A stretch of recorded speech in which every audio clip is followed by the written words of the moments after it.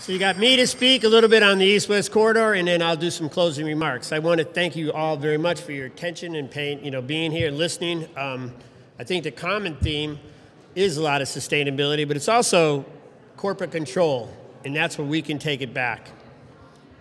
East-West Corridor, if many of you know, is an industrial corridor from Canada to Canada, basically, coming from Eastport, Calais, going across to Coburg Gore. It was kind of blindside to say it's going to be a highway. I don't think they ever intended to have a highway, but what they do is they want to use it to take our resources. 3 years ago, or maybe 6 or 7 years ago, somebody from the shipping industry talked to me about what they want to do is put a port in it called the Canso Gorge, which is Milford, Nova Scotia. It's in World War II. It's the deepest water on the east coast of the United States, and it was used by the U.S. Navy in World War II once again. So they want to have the highway go there, and there's three principal things as far as I can see that they want from us. One is gravel, and gravel will be used in Europe to make asphalt for roads. Europe has twice the population in a smaller geographic space than we, and we are abundant in certain resources: water, gravel, and wood. The water, Nestle is already in Lincoln. We recently we're putting $35 million, 20 by the company, 15 by the company, 20 by Susan Collins. Once again, that name comes up, to refurbish the rail lines. We thought initially it was going to be so they could bring the bomb trains from North Dakota, the Bakken crude back, but it's not. That's pretty much economically shut down. So the trains are going to go through Lincoln, and then they'll be exporting water. Not Nestle. They're not going to be putting straws in the ground. There's big problems with the tanker trucks out in western Maine tearing up the roads. A railroad tanker, can take a lot more water. Lincoln's aquifer is huge. It's giant compared to what it is in Freiburg and other areas around. So that they're already pumping in Lincoln. The other issue is probably very few people know about, but it's called torrefied wood. Torrefied wood is a charcoal. It's a fancy word for charcoal, and it can be used with coal in Europe.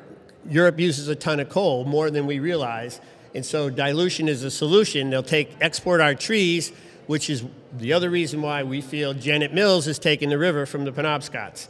Penobscot River is already clean enough for certain things, but now industry wants to come in, and it'll be jobs in Medford, in Millinocket, in that area, to be producing this torrefied wood. The other thing is the grid, the electric grid. We have Everett Simpson up here, who's been working tirelessly on that. They're trying to enhance the grid to then put in more wind towers. And the wind towers are mostly in isolated ridge lines. They need to clear cut to go to the grid to sell the power, put the power onto the grid. We already produce over 150% of our electricity, which means we're exporting electricity. All the new wind towers will be for export. They're not going to benefit Maine. Most of the construction companies that build the wind towers are from out of state because we don't have the expertise. We don't have the bulk or the size of the construction companies. Once again, it's corporate takeover. The construction companies in Maine might have the bulldozer to clear the land. They might bring gravel, but they're not bringing in the cranes, and they're not bringing in the expertise and stuff to that. The wind towers all come from different parts of the world. They mostly come to Mack Point. They get transported up into the ridge, into the remote areas.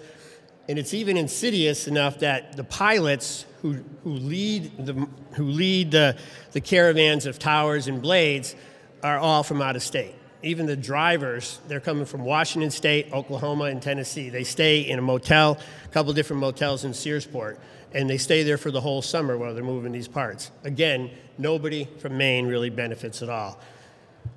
So this is all stuff that we have to come to work against, work together, and move forward on this. We can do it. I think I'm just going to kind of slide into the closing remarks, if we can. Yeah.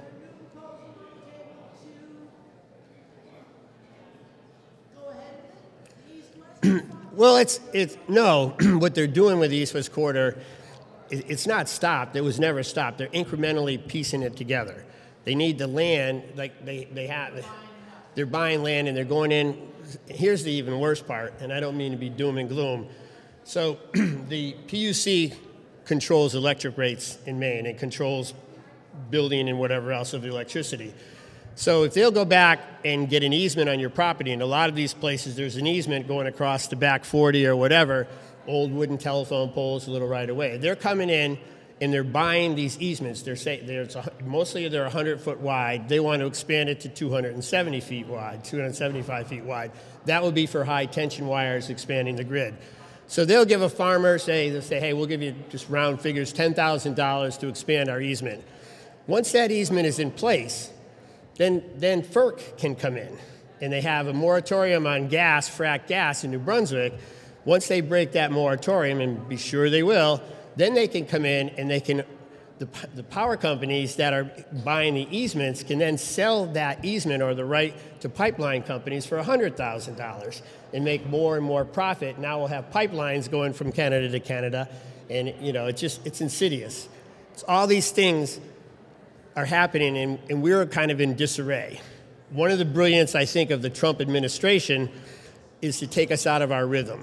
Every day, every other day, there's something else happening. We're in total chaos. What do we do next? What do we do here? What do we do there? We have the power. Most of everything we've heard about today is connected, really closely connected around water and sustainability. And we can work together, but that's what we have to do. We have to be smart using our energy, and people's power can win. So once again, I want to thank you all so much for coming. For those who are interested, we usually meet after in the state cafeteria. You go down 2 levels, there's a tunnel goes across to the state office building, and there's a cafeteria over there.